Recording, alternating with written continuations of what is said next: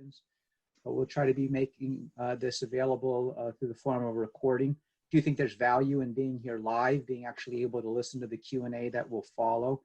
But we're joined by the Reverend Michael Ward. Some of those of you who signed on earlier, it's interesting, Bishop Bartholomew shared a GSB, which is the acronym GSB Fundraising. That's the organization that Reverend Mike Ward currently works for.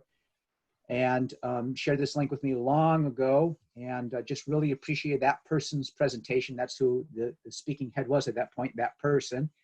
And then later on, from our Director of Evangelical Mission, Maricela Freiberg, she invited me to participate in a DEM conversation. And lo and behold, Michael Ward was the official speaker to us. And I found the 20 minutes of that hour and 15 or 20 minutes to be so valuable. And even in the midst of the presentation, Reverend Mike said, I'd be happy to do this for those of you who ask. And so after I got the blessing of our bishop, I got right on the phone or right on the email, and Pastor Mike said he'd be willing to help us. So hopefully you read his biography that I had circulated. If you go to the GSB fundraising website, you'll see even more there, but Mike has rich and varied experience. Fundraising is just another word for stewardship. So speak with us, and in particular, stewardship in this time. Mike's from the area and has done some consulting here in New Jersey Synod, and is sought after not only by Lutherans, but other fundraising organizations as well. So with that, Mike, I pass it over to you. If there's any instructions you want to give us before you get going. Excellent. Well, I'm delighted to be with you. I appreciate that. I am going to hit mute all just for the sake of the time while I'm presenting. During that time, feel free to type questions in the chat box. Dean's going to be monitoring that for me. I've got Dean pinned right next to me on my screen, so he can flag me down if I go too fast, or if you need me to expound on any topics. You know, I'm happy to do that. Some questions may be best placed in the midst of this. Others, there will be a clear question and answer time towards the end, so that'll be there. I've put in the chat box a link to my blog site where we're continually updating pieces. I'll refer to a couple of pieces that are there, in particular as I talk about communication. So the deeper resources available there. And in partnership with the camp, I was VP of advancement at the camps here in Region 9 for about a dozen years. It's also where I was a counselor and interim program director, and I met my wife there. My call to ministry came there. Together with them, we're doing a podcast series. We just launched the first one yesterday. There'll be 6 on stewardship, all about times like these. If you'd like to be part of that, great. And if you don't like any of those resources, just ignore the fact that I ever told you they were there, and don't tell anybody. All right, so they're there if you want them, and I invite you to those. And I know that the chat box is only for people who are currently here. If I see that we get more participants, I may copy that in again later. But I am going to share my screen, and at least for this first part of the time together. And then once we go to Q&A, we'll kind of come back together. And so if you'll just bear with me as I get my screen put together so it looks like I'm looking at you and not off to the side. And again, those resources are there. I wrote a book this year. It was published by Fortress Press in January. I think it's still very relevant. So if you're interested in some reading during this time, you can pick that up at Fortress Press or Barnes & Noble or Amazon. Same rule applies. If you like it, tell everybody. If you don't like it, forget the fact that you ever saw it. So my ground rule for today is, and Dean was kind of referring to this earlier, I'm in awe of the work that our churches have been able to do since March 8th or March 15th or whenever the date was. It may have been a little earlier for you than it was down here for us in North Carolina, but there's all kinds of issues facing the church today. You know, how to stream worship, how to care for people during times of grief, when you're having to be socially distant or physically distant. But today's conversation is a stewardship one. That's where I think I have anything to add to the conversation. And so I'm going to stay in my lane and focus on that. And in that, I'm going to focus on generosity. I'm going to focus on a world of abundance, and I'm going to focus on opportunity in these days. And so first, let me just kind of start with a couple of stories. When this first started, I had a congregation that was very worried. It was the month of March, and they've historically worried some about finances. But the pastor had been working with me for a while, and he kept the message positive.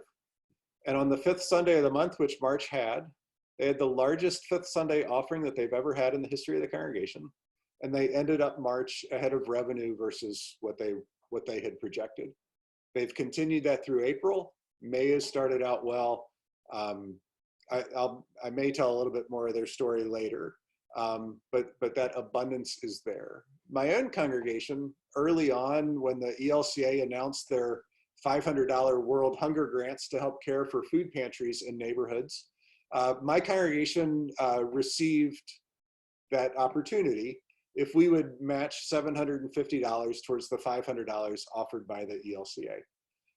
At 10:02 a.m. on a Thursday morning, our congregation sent an email to the membership saying something along the lines of, we have a couple of weeks, good news, we got a grant. We have a couple of weeks where we need to match at least $750 to receive the $500. Wouldn't that be a great blessing to our food pantry? 42 minutes later, we had received $900 in commitments. By the end of the day, we were at over $4,500. The generosity was there. There was a need. We knew about our ability to reach that need through our food pantry. The opportunity was presented. I just kind of sit back and laugh now about the fact that that email said we had a couple of weeks to do the match when it only took 42 minutes to oversubscribe the match that was there.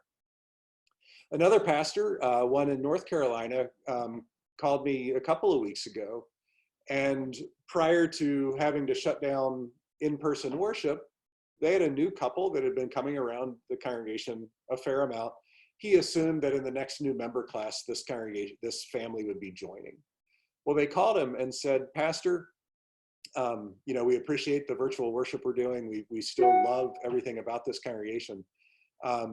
We just got our stimulus checks and we don't need them. And therefore, we're going to give them to the church. We'd like you to do something significant to impact the community. And sure enough, the pastor deployed them for one of their outreach ministries. But the couple just volunteered this on their own. Another pastor that I know had a person in the congregation call and say, Pastor, I'm doing okay.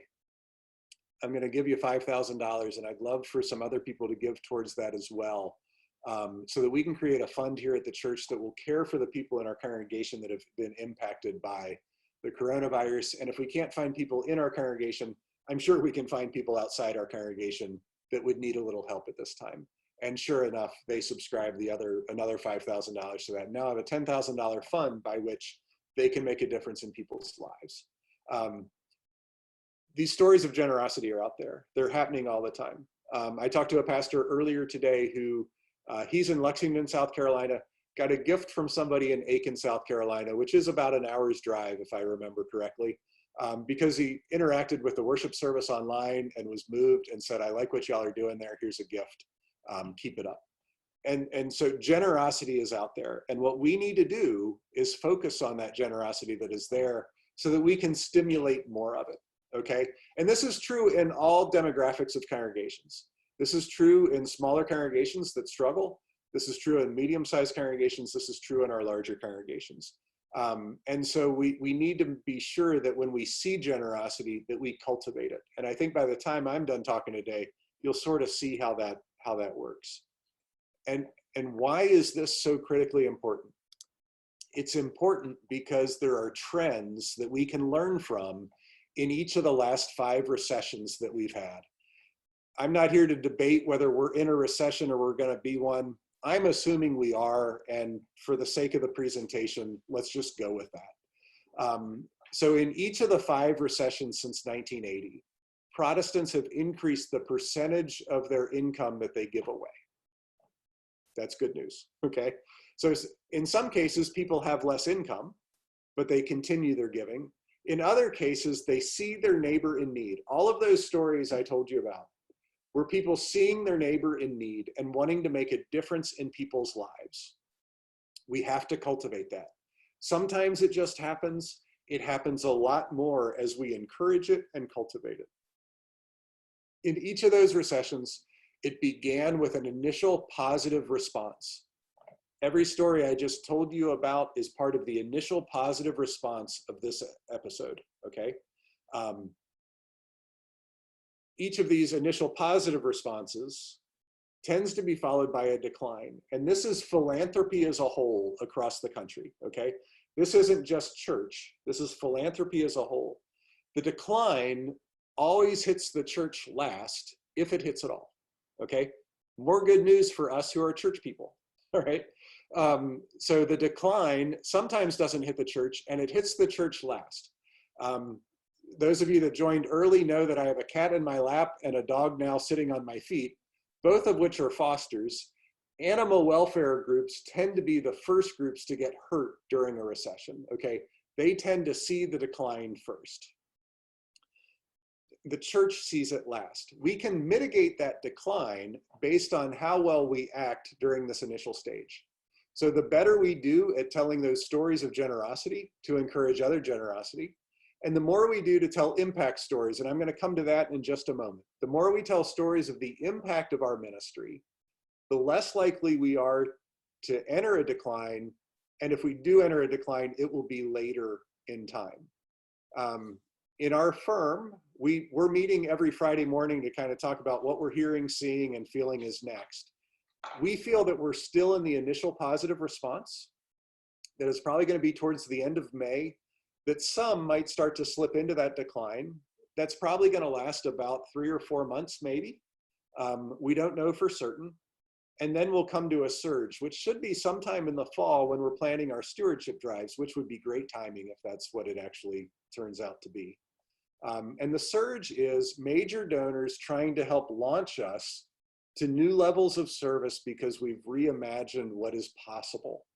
And I want to make sure I talk about that, and Dean or someone, if I don't get to that, make sure I come back to talking about launching ourselves to what's being made possible because of this time. And I believe that there is no finer time to dream about and discern what's next than right now. And then we settle into the new normal. I expect that to be early next year. But what we're trying our best to do right now is to lengthen the time of that initial positive response, shrink or possibly eliminate that period of decline that might be coming before we live into the surge, and then begin to prepare for that surge, okay? So each of the 5 recessions since 1980 had the same pattern. I expect we're gonna live through this same pattern again. And the better we do to lengthen the initial positive response and tell our stories now, the less likely we are to hit a decline. I don't think the church is going to have a very big decline because everything I'm seeing is more relevance for the church today than we've experienced in probably in my lifetime. All right, I thought post 9/11 was going to be that for my lifetime, and this is proving to be even more significant than that. So how do we do all this? Communication is the #1 thing we need to focus on. I know you signed up for a stewardship and generosity conversation. Communication is the first thing. And we're not communicating about money necessarily. We're communicating about impact and outcome. We're not communicating about busyness. I keep going back to the same story because I think it resides with everyone. So there's a pastor friend of mine in South Carolina was not doing virtual worship in January or February or early March. And he woke up on March 15th or whatever the Sunday was right around there, where he all of a sudden had to do virtual worship. Well, I'm his friend. And so as we talked, he told me about just how nutty it was to try to put together a virtual worship service, how hard it was, how he wasn't equipped for it, how nobody trained him for it, how they didn't have the right equipment, and it was just a nightmare for him. That wasn't his public message. That was his message to me, his friend. The public message was a decently polished virtual worship service that got put out there, all right? The very first comment in the comments thread about this worship service was from someone who said something like this: I'm not a member of your congregation or any congregation, but I woke up this morning feeling the need for God, and I found your worship service, and I found what I was looking for. Thank you for doing that, putting it online. You better believe I'll be back. That's the outcome that we're looking for. That's the impact of putting worship online in somebody's life. Now, there's a whole lot more impact than the non-member. Like for me, we were a couple of weeks into this, and I was already doing workshops like this for all my clients and others. And I mean, I didn't realize just how chaotic my life was, even though I wasn't traveling like I normally travel. And on my congregation, our music director pushed out Hold an Evening Prayer recorded. It was our music director and his 7th grade daughter leading that. And I played it in the background, and I didn't realize just how exhausted I was. And I just had to pause, and I listened to it 3 times in a row. I think I've listened to it 20 times since it was sent to me. That's my congregation having an impact in my life to remind me of what's most important, to remind me of where God is in my life, where God is in this time. That's the impact my congregation's having on my life. And so what we need to do is capture these impact stories. And the cool thing about this pandemic, and I don't mean to minimize anything about it when I point out the cool things about a pandemic, but we have adults that are willing to talk about impact of God in their life right now. It used to be in the church that we had to wait for the youth to go on a mission trip or go to camp or those kinds of things to come back to where we would hear impact and outcome stories. We have adult, all you have to do is ask an adult, where did they see God recently? And they're free to share now because they're looking. Or to ask your congregation council, how have you seen God at work in our congregation over the last month? And you'll get stories. And so it's a great time to get these stories. And then we have to tell them. And I think during the offering time of our worship service is the best time to tell them. And I'm going to come back to that in a minute. So there's 2 types of stories I want to make sure we recognize that we need to tell. We need to tell those generosity stories. Those are the stories I started with. My congregation exceeding a goal in 42 minutes worth of fundraising. Those are generosity stories. And then there's the impact stories, the outcome stories of our ministry, why our ministry is making a difference, how what we do impacts people's lives. Both of those stories need to be told and be told numerous times in order to get us through this. A couple other things about communication. I hope all of you have a crisis communication plan. And in my opinion, in the church, it's a pretty simple plan that the only 2 people speaking publicly about life of the congregation are the rostered leaders of the congregation and the council president. I think we need to keep other voices running through those folks. Not to mean we aren't paying attention to the finance committee, not to mean that what the worship team is doing isn't important, but we need to make sure that we're controlling our message and getting the right message out there. My best example of why you need this is before anybody even talked about it, the finance committee of a congregation in North Carolina cut the budget.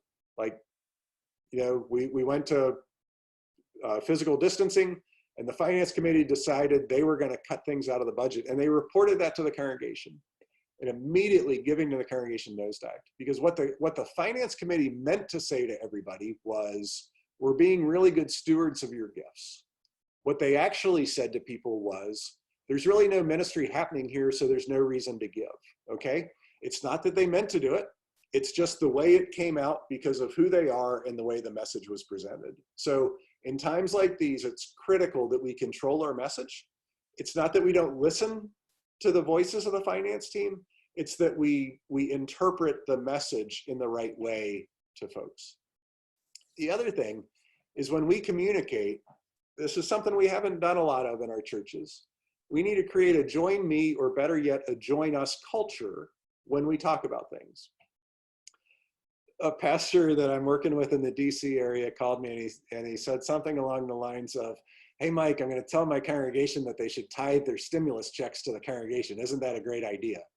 So you can tell by the way that he asked the question, he thought I was going to affirm him for a brilliant idea as to how to lead his people.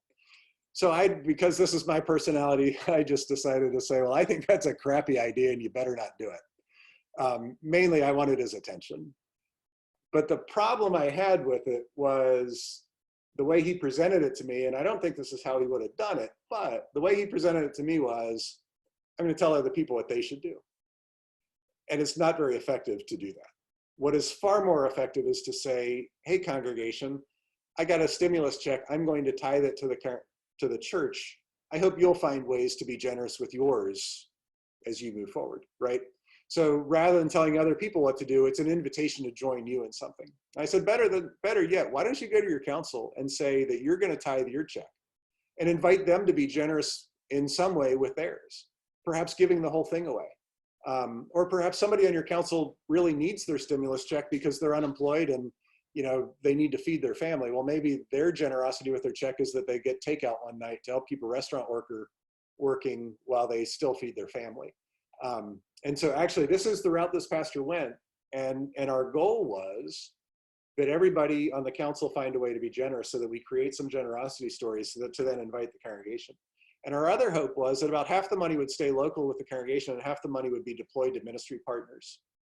Because our goal in all this, and I'm probably going to say this again, I hope I do, is our goal at the end of this isn't just that the congregation survives.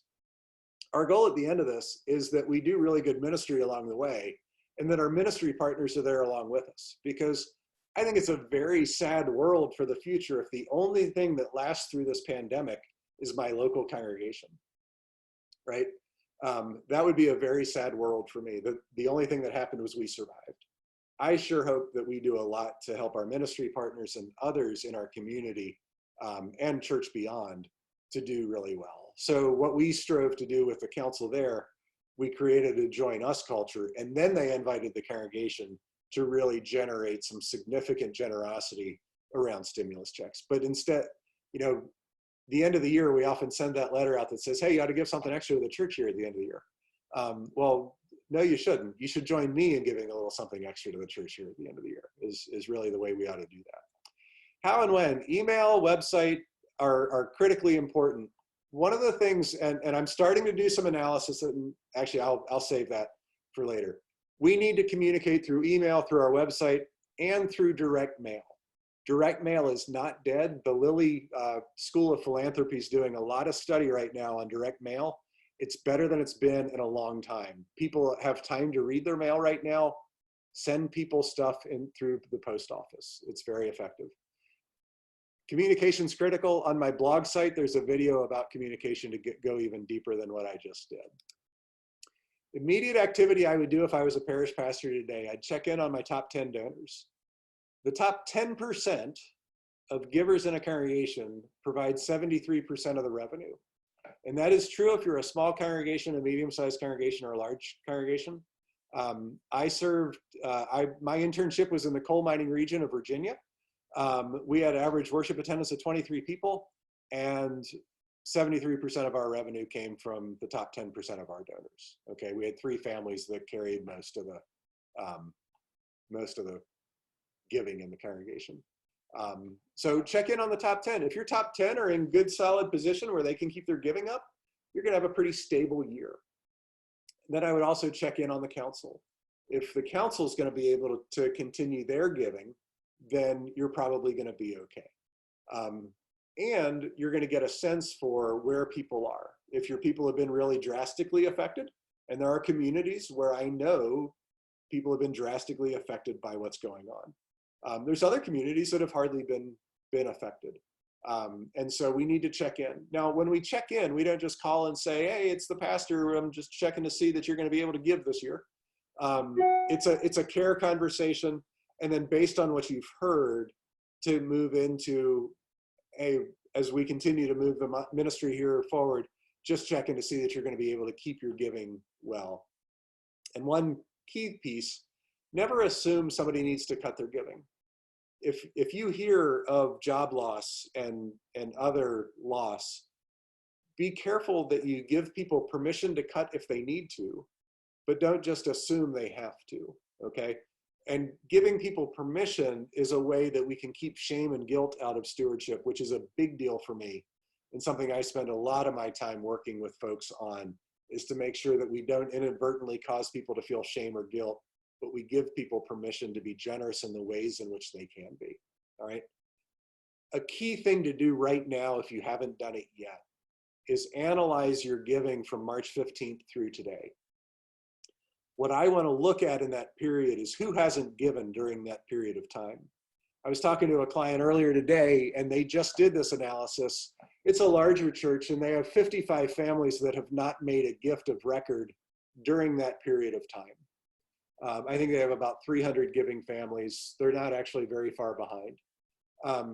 There was one common piece with most of those 55 families. The common piece was they were people who were used to dropping a check in the offering plate when they were in worship, okay?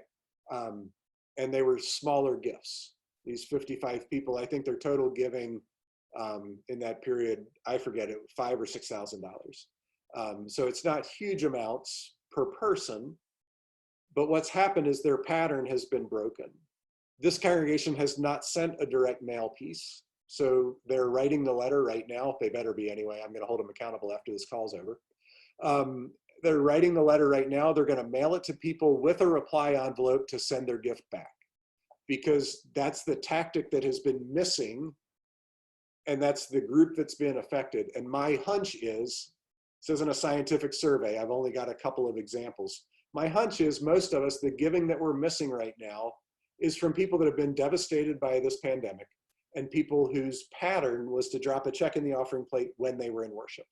And so we need to make sure we reach people with, you know, not everybody's going to your website to make a gift. My dad will never go to your website to make a gift because my dad will not do anything on a computer, actually.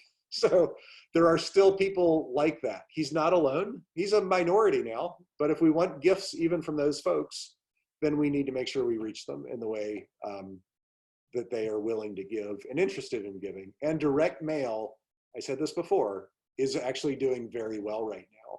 Send it.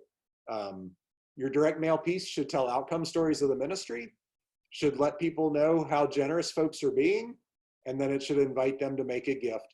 And actually in this congregation, we're only sending 55 letters. We're only sending this letter to the people who haven't given during this period of time.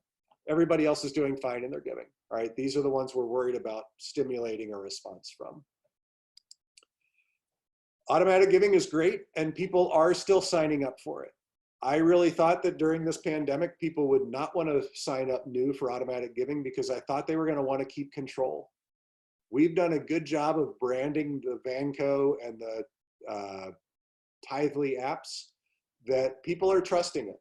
I also find people are using their own financial institution. Just about every financial institution now has a bill pay feature that doesn't cost anything, that people can keep a little bit more control. And we encourage you to find a challenge donor who will offer the congregation $50 each time somebody new signs up for automatic giving. That tends to stimulate people to actually sign up, is a $50 challenge gift. And again, that join me attitude. The person that ought to be leading the charge to get new people to sign up for automatic giving shouldn't be the person that gets up to say that the congregation needs your money. It should be the person to say, hey, you know what? I've resisted this for years because I love the opportunity to make a gift in the offering plate. But while we can't worship in person, I had to sign up because I couldn't even imagine the thought of my offering not getting to the church. It was easy to sign up. Why don't you join me in doing that? That's the way we need to message that, not telling other people what they ought to do. Like, don't let signing up for automatic giving sound like what that pastor wanted to do with the stimulus checks. Don't tell other people what to do. Create that join me culture around this. Creating a feeling of abundance. Please, please remember that your ship can only sink one time where your donors will jump in to help you, okay? And for most of you, your ship isn't sinking unless it was sinking prior to this pandemic, okay? And so don't play the poor pitiful me card. That's actually a blog or a podcast that I just recorded. In the chat line is you can get access to a whole podcast on playing the poor pitiful me card if you want more on this item. But don't let people, just think about this for a second. Do any of you want to be the donor known for making the last gift to an organization as the organization goes out of business? How many of you would find great joy and satisfaction in making that gift?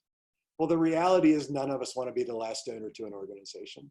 People actually give more to where other people are being generous, where it feels like the ministry impact is having a difference. And that is the whole reason I started this entire conversation with those two principles, okay? So tell those stories of generosity. Have an offering in your worship service. During the offering is a great time to remind people as to how they can make their gift, and a great time in the worship service to tell those stories of generosity. Please have an offering in your worship service so that it doesn't feel like a gimmick to collect money, but it's a spiritual response and actually part of the worship, because that's where I think it needs to be. There's something, if you're not familiar, that you need to be familiar with, and that's something called a donor-advised fund, okay? In the United States, on December 31st, 2019, which wasn't that long ago, $110 billion had already been given to donor-advised funds. They act kind of like a health savings account for people. As soon as the money goes into the donor-advised fund, the donor gets credit for a charitable gift, okay? Many donors use this so that they can itemize their taxes in certain years or give away appreciated assets, but then give it away to charities at a later time. $110 billion is a lot of money. And there are people in Lutheran churches who have donor-advised funds. Figure out who they are. It's probably not time to ask them for money yet, because they're going to be these donors that help us through that surge period. But identify them, because that money has to be deployed to charity. And as they hear the stories of generosity and impact of your congregation, they're going to be more interested in giving that funding to you to help you through this and lead to a new level of place, of ministry. And message, it's beyond survival. You know, I'm not sure God cares so much that congregations survive. I think God cares more that as we are active, we're making a difference in people's lives, that we're proclaiming the gospel, and that we're finding new ways to do that. So the goal isn't that we survive at the end of the year. The goal is that we make an impact throughout this year. I'll go ahead and do this here. So I think that to exude abundance, there's a great way to do that. So if you were a client of mine, I would require that you would declare what would happen at the end of the year if your revenue exceeded your expenses, okay?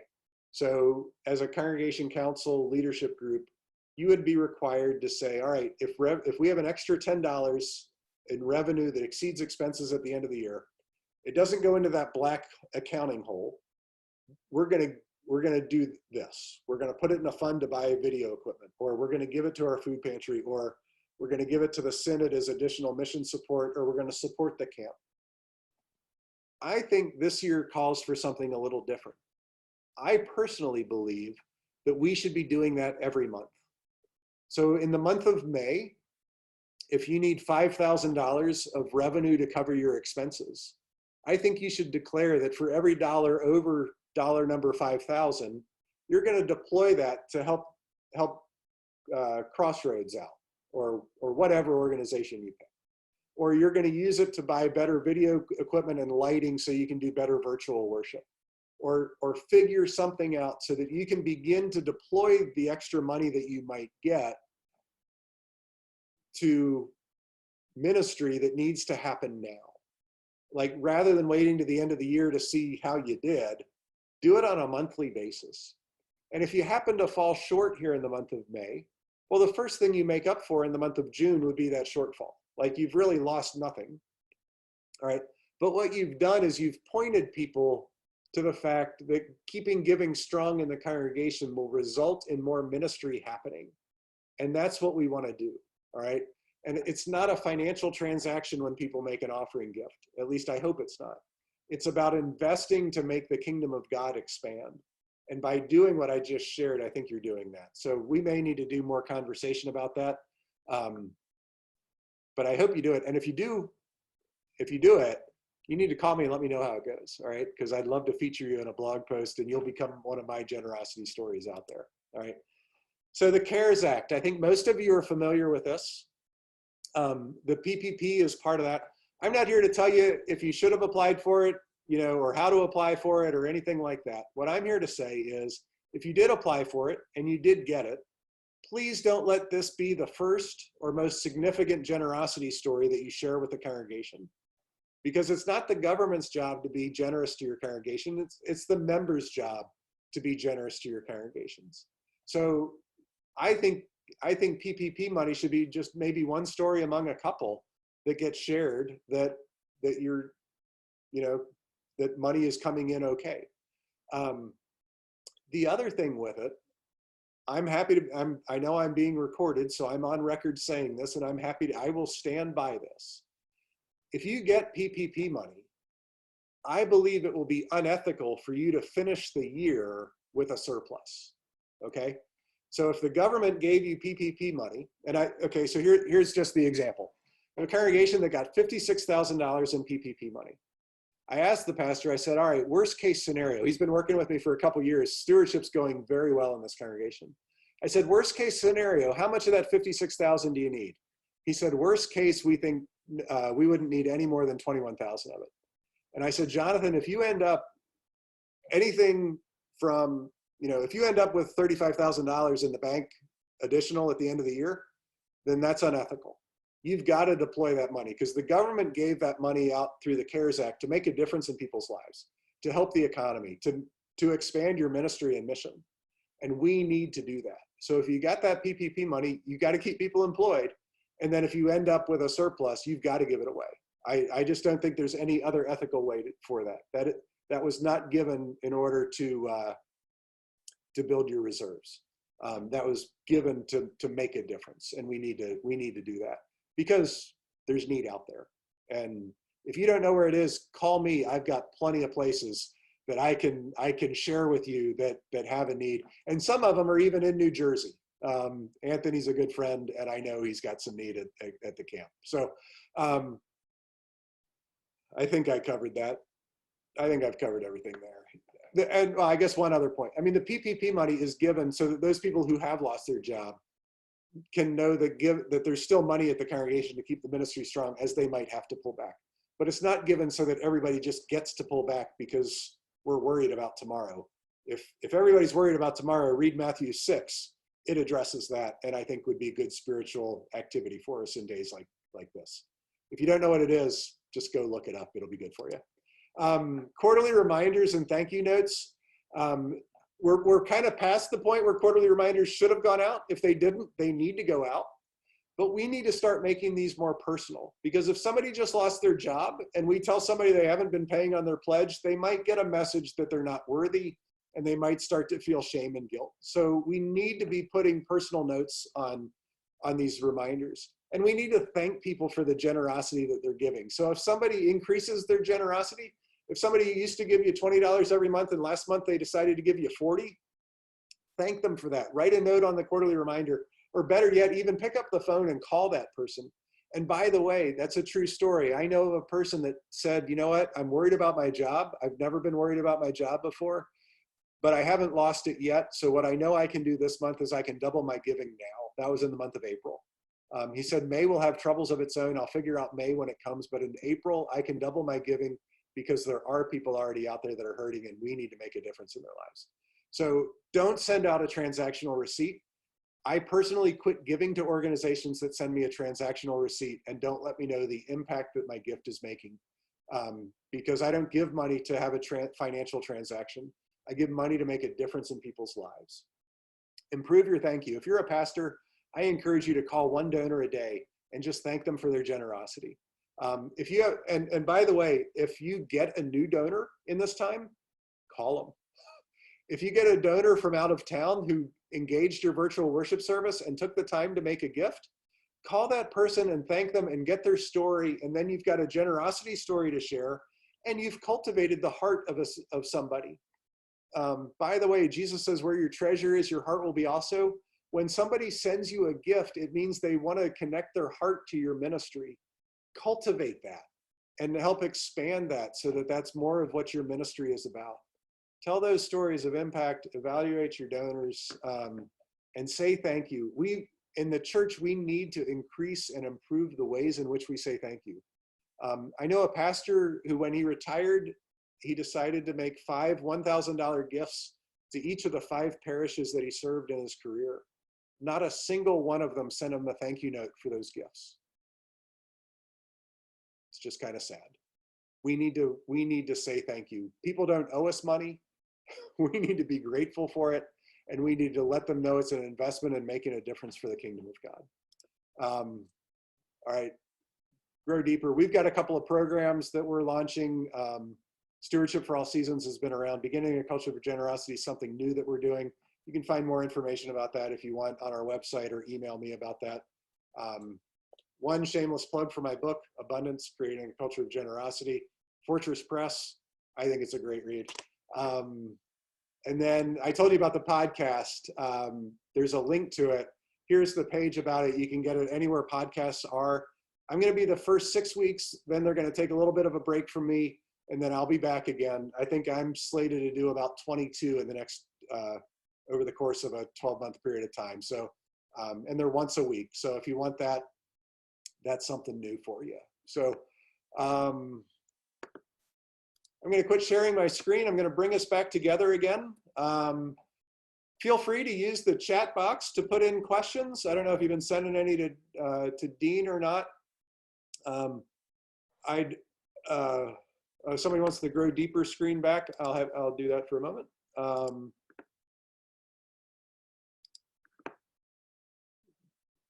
For the rest of you, take a moment and text a question or chat box a question to Dean. We can get that for you. And we'll start the questions. We've got I think I'm seeing 71 people on here. So we're probably better off typing them in and getting them to Dean than trying to unmute and talk on top of each other. Let's see how that goes. And I will also, I'll go ahead and say this. It wasn't a thorough enough presentation for you not to have questions, all right? So you have to have some questions. All right, I'm gonna go back to the main screen. We'll share these resources again in a follow-up in some ways, or I'll put them back in the chat, some of them back in the chat box too. So, Dean, do you have any questions yet? I don't see any coming up side window, but. You wanna just make one up then? I'm sorry? You wanna make one up? Oh, well, sure. So what different kind of, so let's see here. It sounds to me like there's enormous possibilities. Overall, I think I'm hearing the importance of how we frame the message when we're speaking to people about generosity. And I guess for me, maybe there's more of a comment or a dialogue. For me, I've been thinking a whole lot about generosity more intensely and more theologically than perhaps before, because I have to. And so how to, again, not make that just kind of a throwaway message, but how that is the essence of who God has created us to be. That's how we are, how we die and how we rise again to live in Christ. And so that's like the big theological weighty message hanging over us. And then there's the kind of the practical, how do you put that into practice? So let's see, I see a couple of messages coming through here. With church buildings closed, have impact stories been lessened? That's Ken V. Let's see. Ken, I don't actually think they have been. In fact, I think they've been heightened. I think with church buildings opened, I think a lot of people in our culture kind of forgot what the purpose of church is. And maybe even forgot the need it filled in their life. I think until this time away, we didn't realize just how much we needed to gather in community and to be fed that way. I mean, as we look at the digital statistics of engagement for our virtual worship, I think we're seeing higher attendance. And I don't mean the person that just watched for 3 seconds because they accidentally clicked on. But everything I'm seeing on digital analysis is we are getting deeper level of engagement. And so I think what we're finding is we've got people who are recognizing their need for the gospel. And I think my experience has been people are more willing to tell you about this now. And so what I would encourage you to do at your next council meeting, start the meeting with the question, how have you seen God active through our congregation in the last month? Or how have you felt your need for God heightened during this time? And I bet you're going to get some of those stories to flow. And so yeah, I think we can make the case for having our buildings back again. I think people have recognized that they miss it. I'm not saying people want to stay in this forever, but I think we've got some good stories to share now. So if that's not enough, Ken, click back in. Somebody privately messaged me asking about the slideshow. Dean, I'll be happy to send that to you, as well as a copy of the letter I would send to people's homes to tell impact stories. I'll at least send you those two things. Great. I got a couple of private messages that you haven't seen, Mike. This one also. So public confession, donor advised fund. That's the new concept to me. One person asked, how would you recommend identifying people that use donor advised funds? Hey, thanks for asking that, because I just realized I didn't tell you how to identify. So when you get a check at the church, it's not going to come from their personal account. It's going to come from an account called something like Schwab Charitable or Fidelity Charitable, or the ELCA Foundation will send you a check. So it doesn't, their gift to you doesn't come on a personal check. And so make sure that the people who count money look out for that. That's something that your counters should be trained in, to see where are you getting gifts from people who aren't writing the check from a personal account, because that gives you that's a great way to know that they have that.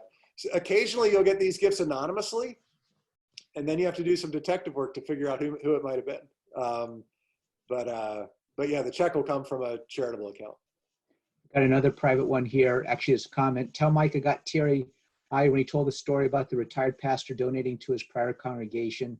Didn't get a thank you, which then, by the way, reminded me, if people want to know how to set up a good thank you system, here's a note that I received. I attended a virtual worship, been attending a lot of virtual worship, and gave an offering.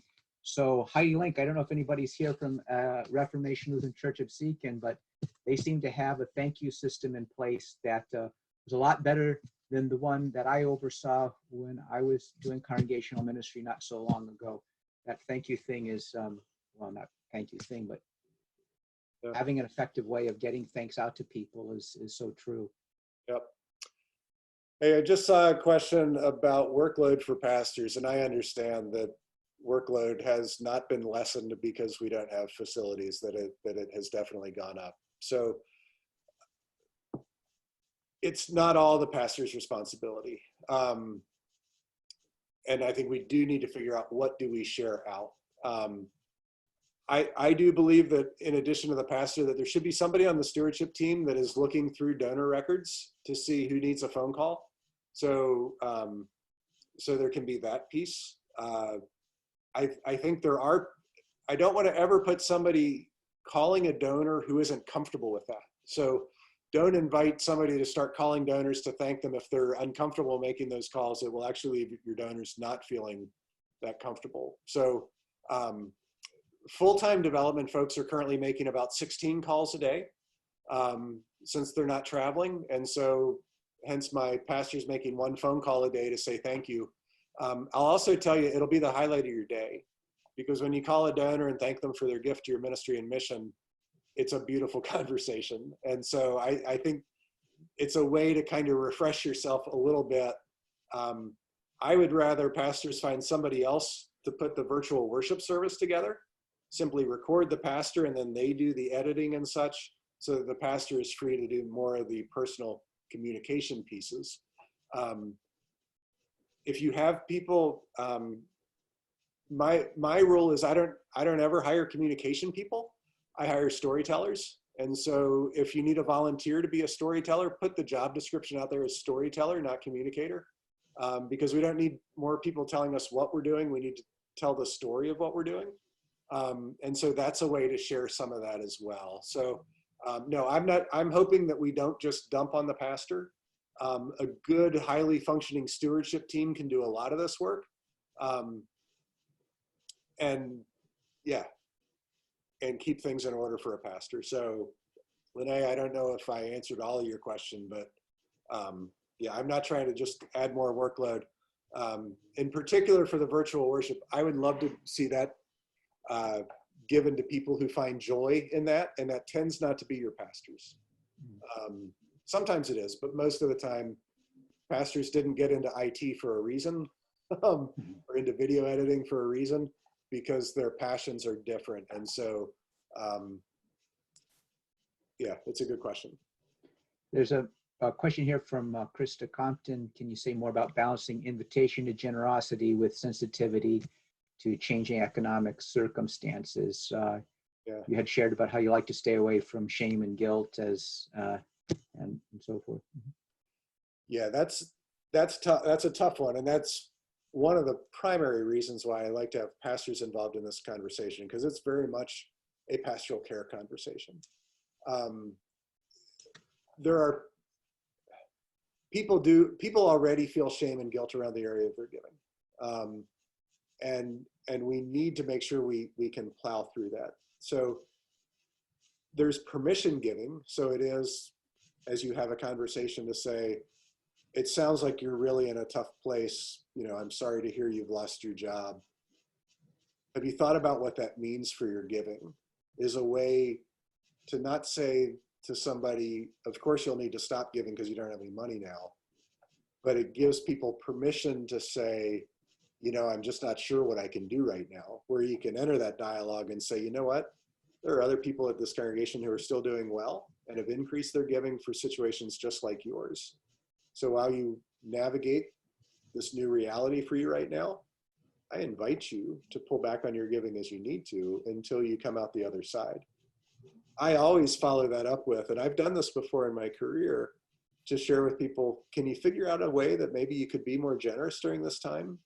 And find a way to live out generosity differently. It may come a time where, you know, they find they can give more time than money. Or I've had people that have found great satisfaction increasing the percentage of income they give away, as a way to share how they're growing in generosity in this time. So if somebody, you know, the average giving has been, you know, 2% for a while.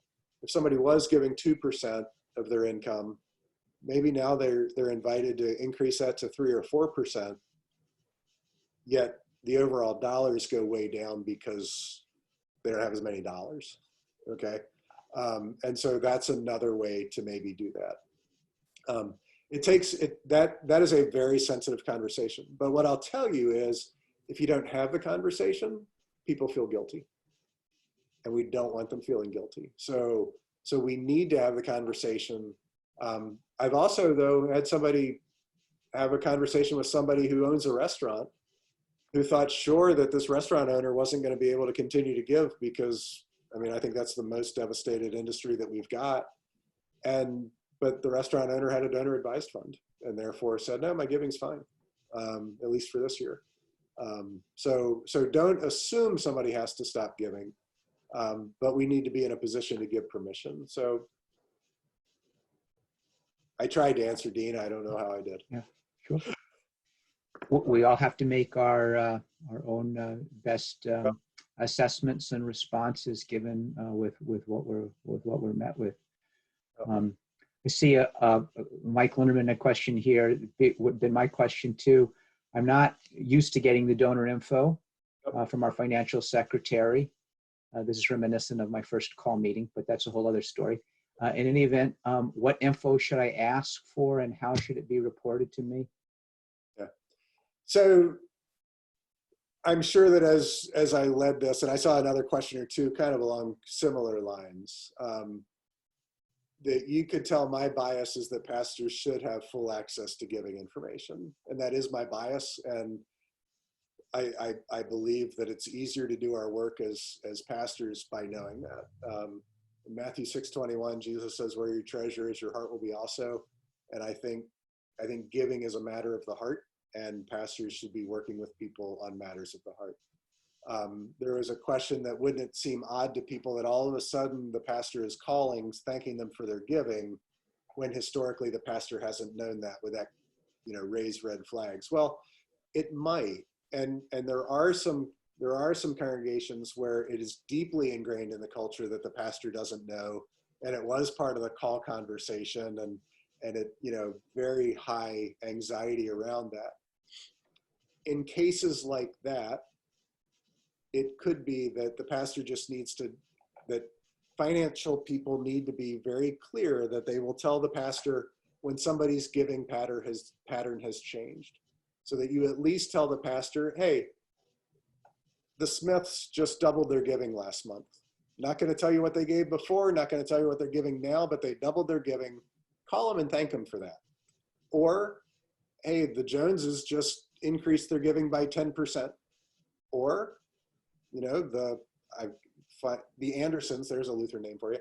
The Andersons just cut their giving. You might want to call and find out what's up with them. Or Bill Jones is a brand new donor, never made a gift here before. Well, guess what? Bill Jones didn't know about this culture of secrecy. Therefore, you can call this new first-time donor and you can thank them for that gift because they weren't part of that. In places where it's not overly the culture, it's just been the practice, I will tell you that you're probably offending some donors by not calling and thanking them. And I believe there is more chance to offend a generous donor by ignoring them than there is to offend somebody by knowing what they give. So it seems when we have this conversation in the church that we're always worried about offending somebody by knowing what they give, but we never give any space to consider the opportunity that we're offending a generous donor by not acknowledging their gift.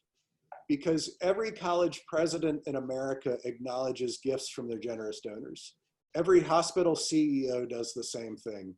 The people at your camp do it. The people at your social service agencies are thanking people for their gifts. And they're signing the letters personally, and they're writing it in blue ink so that the donor knows they've seen it and that their gift is acknowledged and gratitude is felt. And so we also need to be careful that we don't accidentally offend our generous donors by ignoring them. One final word on this, unless you all ask more questions about it, and sometimes this gets a lot of questions. I told Dean earlier I wasn't sure. I knew we'd get at least one. If your congregation celebrates the fact that only one person knows what people give, please know that you're in violation of the generally accepted accounting procedures in America, and that you're not in compliance for good financial practice. And I've been told that by 2 CPAs, and so I believe that to be true. And so that cannot be the case. And I guess that wasn't my final word. There is a difference between confidentiality and secrecy, okay? Secrecy has no place in the church. And if you can't trust your pastor with confidential information, I think you called the wrong person, okay? And you've got bigger issues. And so if you can't trust a pastor with confidential information, call somebody on the Senate staff to come in and help you walk through that. You're welcome, Dean. You know, because there's other issues going on there. It's confidential, yes. But it doesn't need to be a secret. But I gave you the baby steps earlier. At least tell the pastor this person doubled, this person increased, this person decreased, whatever, pattern change. And I've heard a couple stories during this time where the counters were trained for that, and they did alert the pastor to a brand new gift from somebody that had never given before. And it was a beautiful conversation, and began to change the culture. There is a chapter on this in my book, if you want more reading on that. It is something I feel pretty strongly about, that it's really hard to do your job without having access to. Part of your answer sounds to me like, too, again, a host of things have been presented before us. There's a way of messaging that matters most. This is a critical time, etc. And then it seems like, if nothing else, seeds being planted to further our ability to cultivate generosity in our conversation. So something that comes out of this is some lay leadership realizing the value in pastors having some form of this knowledge, so that we can be part of a coordinated response. That's a nice area to move on into. Let's see here. Hey, Dean, if I can, I just saw Susan's question and I really want to answer that one. Yeah, go for it. So Susan asked a question at 1:50 p.m. for those of you following along on the chat box. If the finance committee is worried about the budget, how do you get money outside the walls? So you may have picked up, well, I'm not going to go there. So the finance, just as at the very beginning of this, I said, I'm going to stay in my lane on stewardship, right? In a lot of congregations, the finance committee needs to stay in their lane and take care of counting the money and letting people know where we are. And then the council needs to get in their lane. They're the ones that are the leadership group of the congregation. They're the ones that cast mission and vision for what we're doing. And so the finance committee is welcome to say, we're worried about the budget. But I hope the stewardship team gets a voice at the table and says, don't worry about the budget. There's plenty of revenue out there if we tell the story well, all right? And that more people will give as we start to make a bigger impact, because if it's only about the budget, I honestly don't care. Like if my church said we need to balance the budget, I would say I don't give a rip, right? If you're not making a difference with the money that's going to the budget, who cares if we exist or not? And so let's make sure we're telling that impact.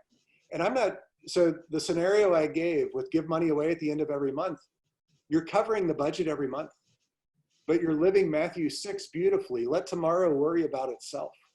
There is need today. And if the church just sits back and if we circle in on ourselves, then tomorrow is not going to come for us, at least in any significant way. There's a great book, in addition to mine, there's a great book called Passing the Plate, which is a sociological study of giving, which discerned that in Protestant churches in America, no, actually this includes Catholic, that in churches in America, that 97% of the money stayed local to the congregation itself. And that was a significant factor in causing people to give less money to the church, because it stayed local just so that the church would survive. It's a sad world to think that we're just trying to get churches to survive. So how do you get the finance committee to do that? You let the council lead to a place of vision. Maybe you show everybody this segment of the video and you can have people cast stones at me because I don't care. I mean, that's a great space that I get to fill. I'm in North Carolina. You can't get to me that quick, right? And so we'll be okay. But that's, I believe, here's what test it for a couple of months. See what your people won't do to rise to the level of more ministry impact. And if they don't, then go back to what, the scarcity mentality. But I believe that giving begets giving. I believe that the more impact you have, the more people are going to come along with you. I believe that's what your donors want and will invest in. So, sorry, I had to do that one. Oh, these are good. These are good things that we're all struggling with. I value everybody's participation in being here. It's a moment-to-moment struggle, and we, I think, by default, go into scarcity. So it's nice to have times to talk about being at ease and thinking about God's abundance in the midst of all this. Plant a tree. I know that's maybe a fictive story about Luther, but anyways. What question here? You said communication should come through pastor president. Does inviting people to share their own generosity stories muddle messaging or make it more credible? And I got another great one after that one. It makes it a lot more credible. And it does so because it's that authentic story in that person's voice. But the pastor or president ought to coach them in how to tell that story. So yes, it's a different voice, but it's a voice that isn't just randomly going down a path on its own. It's a voice that's been, I hate to say coached and manipulated, but it's been a voice that's been discovered so that the messaging aligns, right?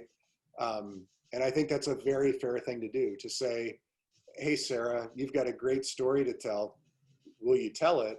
And will you practice on me so that we can kind of talk through what you'll be sharing then with the congregation? So I appreciate the way in which this person paid attention to me. But if we work with that person, then the message aligns. It's not that random voice taking us in a different direction. I think back to a Synod assembly, it wasn't yours, where I was about to make a strategic plan report about the vision for the future. And right before us, the treasurer told us how bad life in the church was and that the Synod might cease to exist. That's where messaging didn't really align. And my timing on the agenda was just very unfortunate for trying to get the message of a vibrant future when we had been pulled back before. So no, coaching that message aligns it with what you're trying to do. So, and you have another one, Dean? On a practical, yeah, I'd even say on a practical level, people want that, right? If they're not used to getting up and speaking, they usually want to give me some guardrails here to Yeah. share the message. I think about too. Another one, many pastors have a larger than normal workload right now. Amen. But several of the suggested action items are the pastor's responsibility. Do you have suggestions for sharing the work of storytelling, communication, donor contacting with a team of people? Is this advisable at all? And in the long term, that becomes the role of the stewardship team. The problem right now often is we're reacting. We're reacting to a new world where we haven't put into practice a number of steps to share this load. So again, my hope is the pastor can get rid of video editing and take on storytelling and the sharing of the gospel, which is what I think most pastors are most excited about and trained for. And so longer term, yes, we do need to develop a cadre of storytellers. And I think positioning the stewardship team to be the ones who cultivate those is really kind of where that resides and belongs and becomes a chief. We call it stewardship for all seasons, and that's a big part of the seasons when you're not asking, is cultivating those stories for the long-term future. A question caught my eye, the whole pay to play and our pastor's going to treat somebody more favorably than the other. No, and shame on any pastor that would treat somebody more favorably. But let's treat people differently based on where they are in their generosity journey, okay? So my wife and I, we've reached about 14% of our income that we give away. I didn't tell you this, I'm chasing Virginia. She's 101 now.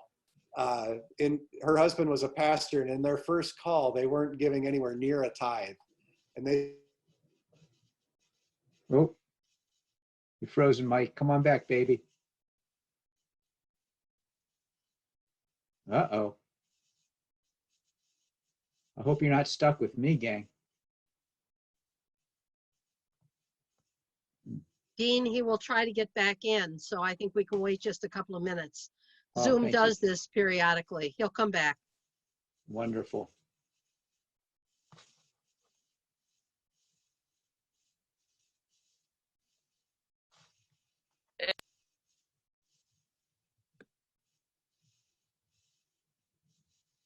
He might be on a great riff with himself right now. Mike, if you can hear us, we can't hear you right now. Let's see here. Yeah, I think he's off. He'll be trying to get back in.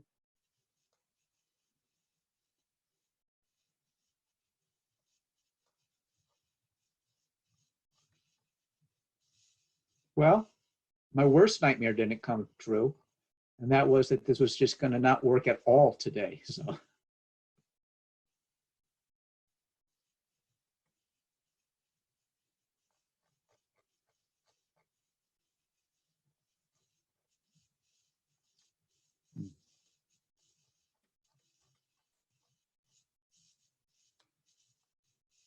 Dean, how are you all doing in the Synod office from home? Much like all of you probably, which is to say, oh my gosh, staying at home, I'm not less busy. We meet more often. There's been a lot more meetings. Some of us have discussed how these kinds of meetings, as enriching as they are, can be rather tiresome too. You string a lot of these together. Hey gang, I don't see that Mike has come back on. I don't think that we were going to get to all of the questions, but again, this was not a playbook. This is not a manual. This isn't, if you're doing it, good, and if you're not doing it, then bad. It's hard to move things along. It's always been the case. And many of the things we talk about are things that we should or are called to or seek to explore anyways. And then it's just become that much more intense. But hopefully you can find a few concepts here that speak to you, that can help move along. For me, those of you who are already speaking about generosity, good for you. I know pastorally, there's a part of us that thinks maybe we shouldn't be doing this right now, and yet then we It's like saying we won't talk about an aspect of being in Christ. Do we have to be incredibly thoughtful about it? Yes. And there's Mike. I was just going to wrap things up, Mike. So, but Sorry about that. I had a power surge. And I should have been on a laptop that would have had battery backup. So I was making a great point, and I apologize for that. But we shouldn't treat anybody better. We should treat people differently, though. Bob in Virginia ended up reaching 38% in giving before Bob died, and she still gives 18%. So she's my generosity mentor, and I'm trying to catch her. But treat me differently than the person who gives less than 1%, but don't treat me better. You know, come to me with a special gift appeal, but don't visit me twice a day when I'm in the hospital. That would be silly. Donors don't want to be treated better than anyone else, but we do want to be treated differently where we are on our generosity journey. And I find that to be very fair to do. So that's my thought on that. So anyway, sorry about dropping off like that. I don't know what, I'll work on getting the recording back and figuring all that. Where else are we, Dean? Oh, I think we're at a place where it'd probably be good to wind it down. Sure. But so I was kind of just sharing how much was shared here. It's not like you're bad if you're doing this, and you're bad if you're not doing this. You know, lots here, but the fact that we should be talking about generosity, or that we are called to be talking. Sorry to use that un-Lutheran language there. Oh my goodness, I shoulded on you all. But that, you know, we're called to talk about generosity. It is an aspect, how to do it most effectively. If it allows conversations with the lay leadership to move our generous practices in a more robust direction. What we do now does matter. Pastors are overburdened in a variety of ways. Hopefully find ways of sharing that burden and living this out, because there is so much good ministry going on. It is as intense, as important as ever before. Do not sell yourselves short. You are speaking words that people are clinging to. They're not your words. They're our Lord's words mediated through you. And that is very valuable stuff. It shapes the society, the people we are now, and points to a greater way. So thank you for that. Thank you for making these appeals. Thank you for your creativity and adjustments. And thanks again to Reverend Mike Ward. Reverend Mike Ward is not receiving anything from the New Jersey Synod other than us having the awareness of his services and so forth. So thank you so much for what you shared with us. I found it very valuable and crammed into, gee whiz, just an hour, as opposed to some of the weekend things I've gone to before. So with that, how about if I say a prayer and then we'll sign off, unless I'm missing something glaringly obvious, which I am very prone to do. All right. Okay. The Lord be with you. And also with you. And also with you. Almighty God, I give thanks, and we are thankful. We have died and we are risen again in your Spirit. Help us to remember your Spirit blowing through our lives. Help us to remember, oh God, the life that you are leading us into. Help us, oh God, to be especially observant about those ways that your ministry and mission continues. People doing even discreet small acts, but speak loudly about the ways that your love and your resurrection is the hope, not only for tomorrow, but this day that we live in. And then being swept up in that Spirit, oh God, renew our own spirits that we may preach and proclaim in word and deed in ways that draw all into your everlasting kingdom, a kingdom for tomorrow and a kingdom which holds us in this day. In your name we pray. Amen. Amen.